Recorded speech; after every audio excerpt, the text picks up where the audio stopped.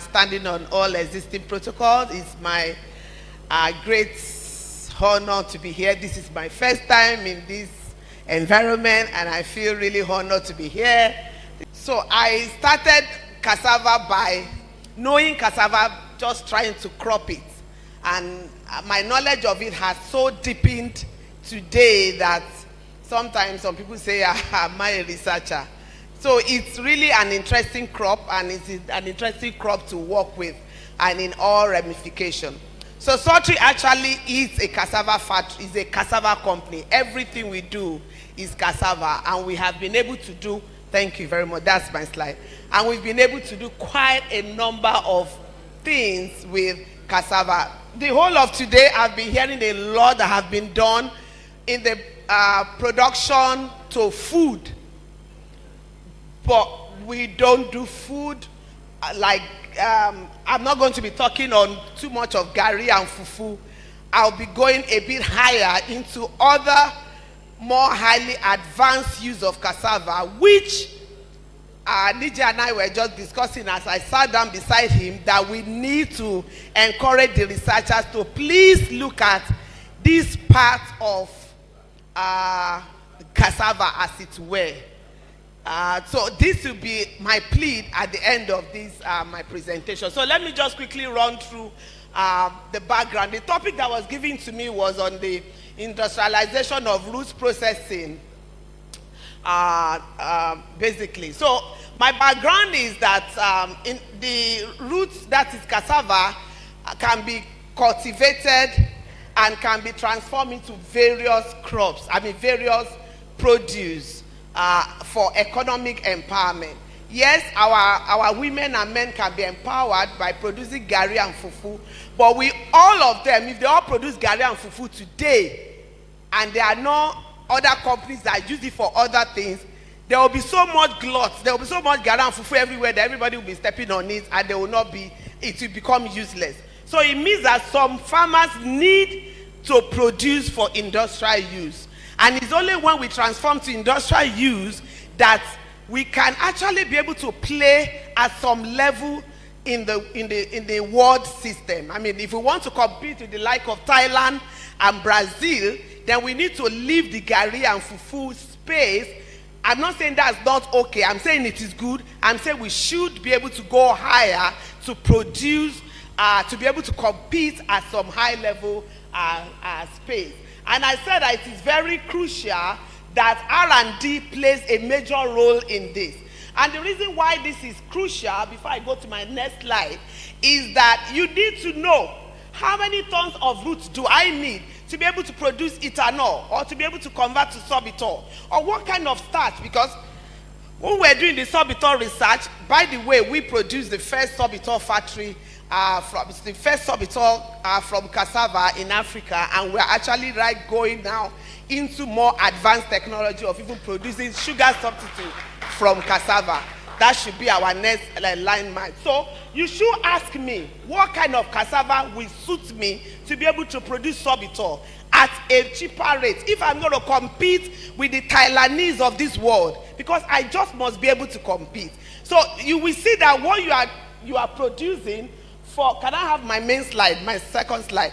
What you are producing today for fufu and gari will not suit me. And that's why I will be running at a loss, because that particular one has too much of dry matter. And I don't want cassava with dry matter. I want cassava with higher starch. You see, my needs are different from their own needs. So we need specific varieties that will suit industrialization. And I mean higher industrialization than that of gari and fufu. Yeah, so basically what I did was to say we start from the crop. Because if I don't have the crop and the right variety, I will not be able to go on and produce my own starch, and then glucose, and then sorbitol, and then the higher product. Can we go on? So I want to show you one or two varieties that we use right now, and we think that we can even work on that even in a bigger space. Can you just go up? Go up. I've already passed all of this. Okay, so of course, initially when Psaltry started production about 12 years ago, these were the varieties that we met. And of course, these varieties, we needed about 7 ratio to produce a ton of starch. We were actually all running at a loss, because if you multiply it, we couldn't compete with Brazil and Co and Thailand. That's why the importation was always cheaper than those of us producing locally. And the reason why the Nestle and the other companies that buy from us complain that our local prices are higher, it's not our fault. The ratio of cassava to starch was too high, and also the price was not also encouraging, because farmers were getting poor yield, and all their cost was put on that poor yield. So we now went ahead to, what we did as a business was go and meet IITA, took varieties from them. Please, can we go up now, next slide? Then we went for 419. That was the only variety that was available at that time. So we multiplied the 419, started taking their okoyawo and started giving them 419 free. In fact, for the past 10 years, we've never taken a dime for cassava stem. We give free stem to our agrowers. By the way, Psaltry work on inclusive model. So what we do is we don't farm by ourselves. Our model use outgrowers. So of course, outgrowers in different form, either as outgrowers or in-growers or whatever. We use smallholder farmers. We do about 70% with smallholder farmers and 30% our own farm. And it has worked for 10, 11 years. No matter the backlashing of that method, it can work if done properly. But that's not why I'm here. So of course, so we gave a lot of 419 out, and then we started increasing our yield. Our yield dropped from 7 to 1 to about 5.5 to 1. So we started giving feedback to say we need more varieties with higher starch content, because that is what I can buy cassava even at 100,000 per ton. I don't care if I'm able to get starch content of 30%, because I'll just use 2.5 tons of cassava to get 1 ton of starch, and I'm good. But where I'm doing 6, I'm going to have to divide that one by, I mean, we are all scientists here. You can do the calculation. So we need scientists to breed us varieties that will increase starch content. The farmers are paid according to starch content. It means that if a farmer walks in with 40% starch content today, and he says he wants to sell 150, I will deal. I will deal, because it's going to reduce my production cost, it's going to reduce all my wahala, and with just 2 tons, I'm done with 1 ton. With the cost of energy and everything today. So we were very happy when Ayaya came up. We were happy when Farmers Pride came up. And then we did all the trials and found out that my slides are not clear. And then we found out that these were as much very competitive as 419. Okay, the disadvantage of 419 is that it just grows tall. So farmers don't like it too much because they have to weed and weed and weed. So some of these other varieties compensated for that because they had branches. And so farmers can spare 1 or 2 weeding and spraying. By the time it grows a bit and they spray under, they are able to manage through. So we are pushing this right now. We are doing multiplication as we speak so that we can be able to give mass to farmers. But we need, at this slide, the major point I'm making at this slide is that we need more research that will give us higher starch content so that farmers that are paid on starch content can be able to earn good money. Manufacturers will also be able to save on energy and be able to produce and compete globally. Can we go to the next slide? I'm rushing because I don't know how many minutes I'm being given. Okay, so of course what we did was we have meetings with farmers. Our farmers are in groups. Please, can you go up? Our farmers are in groups. They are giving seedlings and fertilizer and all of that and trained so that they're able to reproduce and have better yield. Next slide, please. Of course, a lot of good manufacturing practices were adopted. Of course, taking a clue from each variety have its own specificity, especially in the terms of the kind of soil that they work with. So what we do is to check the farmer's soil and ensure that he can plant this particular variety, because the farmer next to him just needs ayaya, and then this one can still plant 419. So what we do is to ensure that farmers are able to adapt and working along some specificity so that they are able to take proper advantage of the various varieties that are providing for them. So we have done, then over the last 10 years, we found out that farmers' yield started to drop, even though they are planting the same 419. And I'm sure that those of us who are in the field will testify that farmers' yield are dropping. Now, farmers' yield are dropping basically because farmers don't have land. And I'm happy there are some decision makers here in this country. If we must move forward, we must have a policy to increase land clearing. Farmers don't have any land to rotate to. They have been planting the same piece of land for 10 solid years, for God's sake. And you expect that their yield will increase. No matter the amount of variety improvements you do, the soil is not just capable of doing anything more. Now, we saw that we couldn't get loans in the bank for farmers to be able to do crop rotation. So what we did as a business was to go straight to regenerative agriculture. Say, okay, we have to find a way to survive.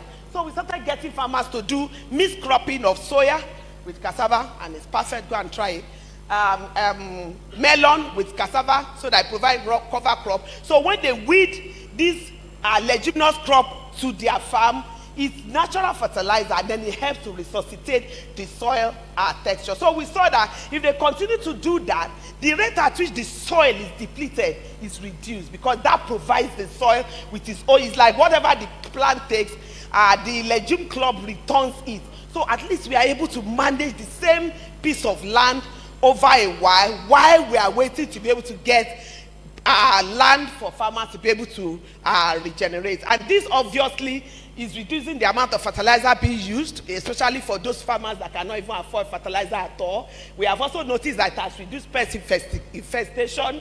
We also found that with that gave us an impetus to be able to now do organic cassava. We are certified, EcoCert certified, as the first cassava organic company in this country that is fully certified. And what we do is the farmers just farm and use only soya or melon as their source of fertilizer. No chemical, nothing. Everything is manual, and it is only legume crops that we use as cover crops and as fertilizer. And it has been certified first year running. We are in the second year of that now. And that's how we came up with our new product called organic cassava starch and flour for baking, and also for your starch. For, I'm sure I'm in the starch environment. So of course this is our facility. So I'm now going to, can we go on now? Now value addition. I'm running with time. So today I've talked about the crop. We actually started with cassava starch. That was what we did for 5 years. And as a scientist, I became bored. I wanted more. So we started trying our hands on cassava flour. Cassava flour had a lot of issues. Whether we like it or not, it's not yet there. And maybe the researchers will help us to be there. It's not yet there because sometimes they get it right, sometimes they don't get it right. We have a lot of issues with it. We are already supplying the industry, but we know that there's still more to be done. And I think it has to do with the variety.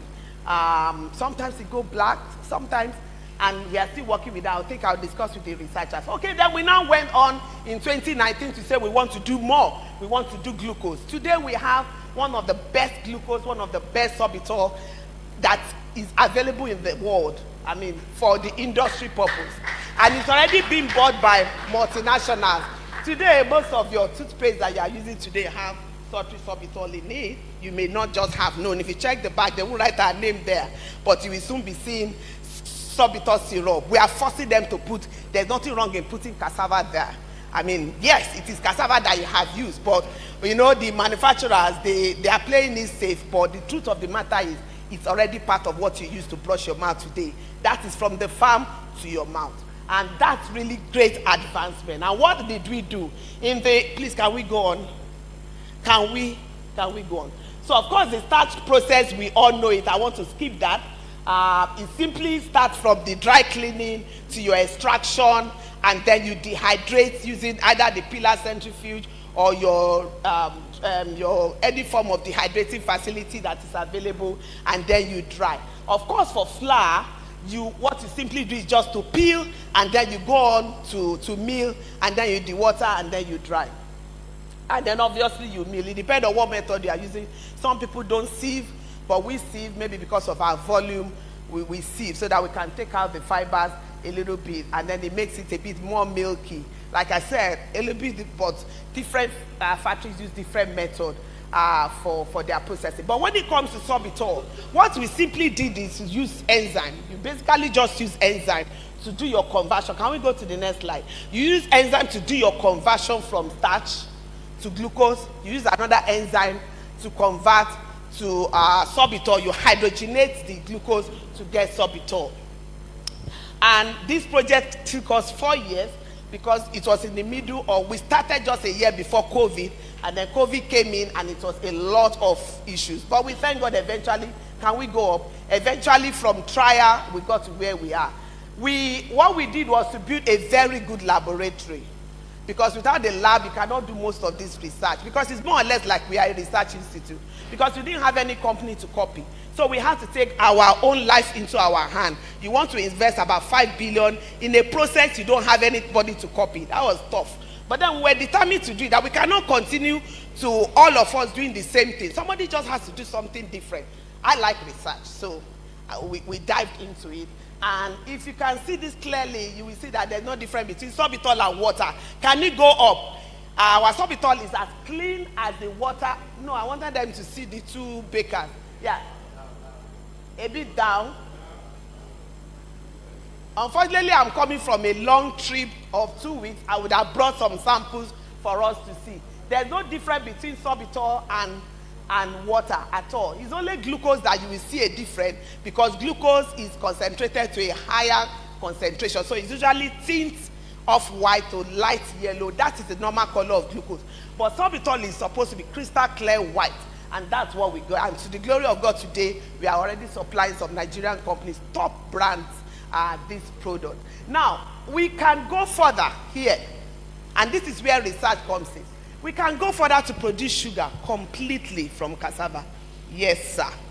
Completely sugar alternative. Right now, the US have just approved a particular product called allulose as a substitute for sugar. And it is 1.3%.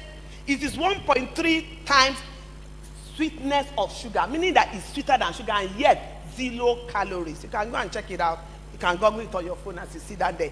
0 calories for a substance that you can get from cassava, and it is 1.3 times sweeter than sugar. If you use corn, it is 0.7 times sweeter than sugar. But when you use cassava, 1, it is non-GMO. 2, it is sweeter than sugar. 3, 0 calories, meaning that you can eat it from today to tomorrow. You will not be fat. You will not be affected. Even if you have diabetes, you can Google it. Allulose, that is the name. And these are the kind of things that we should champion here in Nigeria and become part of what we can do. Now, to get there, for us to be able to compete, okay, we all know the price of sugar today. What's the price of sugar? 1,400 per kg. That is the price of sugar today.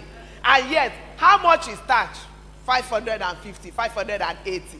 It means if I step a bit higher and I'm able to sell 1,000, I'm still saving the companies 400,000 per ton, on top of the fact that it is more health benefit, on top of the fact that I have more farmers being engaged, and then the institutes are happy to be able to compete at the world space. I am challenging you to produce a cassava that will give me 3:1 of starch. We are all researchers here. Go and produce cassava that will give me and Niji 3:1. Then we are in business. We can support the R&D. Yes, because farmers will be engaged. Companies will not die. We will save health issues to be taken care of. Look at even ordinary cassava flour. The human beings that don't even have good quality, they are the ones monopolizing the market. When Psaltry flour is standing in the market, they all run around. They can't stand our quality. We have good quality. But because bureaucracies, to even export one container, you are in trouble at the port. NAFDAC is kicking you like this. SON is kicking. Then they know this product is good. Though. The packaging, everything is super. But we just provide all sorts of bureaucracies that will not let it happen. If you manage to move it out, then you will see that, my God, we are far better than the ones that are in the market. It's just that a prophet is never honored in his own country. That is what we are. So we need to start to even make noise about the kind of achievement that we have done as a country. Okay, so what are we doing with waste? Of course, it means that you are generating a lot of waste. Some of our waste are used today as briquettes, pellets for our boiler, but then it can be used to produce methane, and the water can be used to produce methane, which you can use to fire our boiler. We are working on that right now. By January, all our waste would have been fully converted to methane. But right now is our solid waste, the pork that we use as pellets, and it's used for animal feed.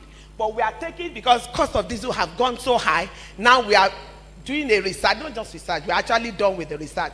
We are about to deploy the research now to site to use up all our liquid waste for methane, and that we can use to fuel our boiler and save cost of LPFO or diesel for producing our substance. The last, let's hurry up, they're already chasing me out of here. Oh, okay, so if we have to go on, food safety is key. You cannot succeed in this space that I'm talking about if food safety is not correct. So it is food safety, and food safety. So for certifications, we need to also support small companies on how to get HACCP certifications, EcoCert, all these things. Let's publicize them. Let's help them to be able to get these certifications. Can we go to the next slide? So for us in Psaltry, we are HALA certified. Simple as HALA, some companies don't even know how to get it. We are Crocha certified. Okay, for HALA, it means you are Islamic certified. That means that Muslims can eat your product without being afraid that pigs have had a contact in one way or the other with that product. That is what that certification means. But as little as that, if you don't have that, you might not be able to sell in the international shops. Crocha, it means that the Jews can eat your food. All your production is according to the Jews' laws. As funny as that is, if you don't have it, you might not be able to sell on the international space. And then other certifications like EcoCert, FSC 22000, other ISO certifications, they are all important and must be obtained if you must continue great research and if you must be able to sell at the international space. Like I said, what we did was to invest heavily in laboratory infrastructure. We have HPLC, we have gas chromatography, we have spectrophotometer, all of them latest model. So that when we do a product, we analyze it. When we send you a COFA, you can't contest it. If you want to contest it, we'll give you the sheets that we use in producing that result from an electronically certified equipment. We can even link our equipment to your equipment, and then you see all of these things are really available. And that is one of the reasons why we've been able to advance very quickly in our research technology and the level of products that we intend to roll out in coming years. Next slide. Of course, my story started with this. This was the village that gave us the land, and this was their life before we got there 12 years ago. Today, that village have power, they have water, their lives are changed, they can send their children to school. We started with 17 farmers. Today we are around 10,000 farm families that are cultivating all the year round for us. About 10,000 hectares of farmland is actually being cultivated around our space where our factory is located. And when we got there, the whole village, this village had just huts. The town that's closer to it, that's the Adar town, basically have 2 pickups. Today, everywhere is just cassava. They call it the cassava zone today. Other companies come to buy. That's a disadvantage, but okay, we allow that. The other companies come to buy. That's because we intentionally invested in the growing of cassava in that community with the help of good varieties like 419 that was available to us. And see the impact that what you have done. See the impact of what you did in the lab in my business.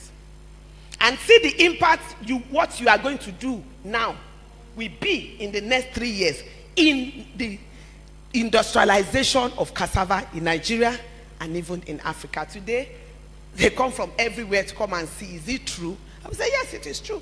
And wait for the next one. It will blow the internet. Why? Because we have the resources here in Nigeria to be able to do it. And we need researchers to be able to give us the right type of cassava to be able to do it. So of course, productivity is the result. When you have the right variety, the right innovations, and the right technology of how to plant, what you get is a happy farmer. Nothing more than a happy youth. Of course, talking about youth and women is a different ball game. From today to tomorrow, we will not finish it because it's deliberate for us to increase number of youth that are in our population and number of women in our farming population. Today we have average of about 40% women, about 25% male youth, and then the 45% we have about 50% of that 45% as female youth. So we are trying every day to ensure that, hey, when these old babas die, we need to find a way to get the young people to understand this thing and want to do the business of cassava farming and stop driving Okada around the town and breaking people's legs. So it's so we have to make the agriculture very funky and make them interested to want to do it. Can you continue? I think, can we continue? Of course, rural transformation is what you get. On a daily basis, this is the kind of thing you see in Psaltry. We developed this. When we started, trucks, cassava was being loaded only on big trucks. And I saw that, no, the quality was not going to be good. We needed to rewrite the story. So we developed this method.